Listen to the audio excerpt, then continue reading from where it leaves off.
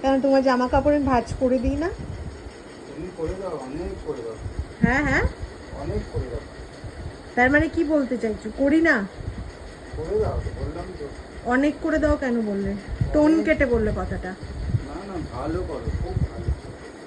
আমার জামা কাপড় তো গুছিয়ে রাখো তুমি, নিজের গুলো তো কত পাট পাট করে গুছিয়ে রাখছো। তো তুমি নিজেই জানো। ইভান, তুমি কি করছো? ওই খাটে ঝাঁটা লাগায় না, রেখে দিতে। আমার উপর ভরসা নেই, আমি তো গুছিয়ে রাখতাম।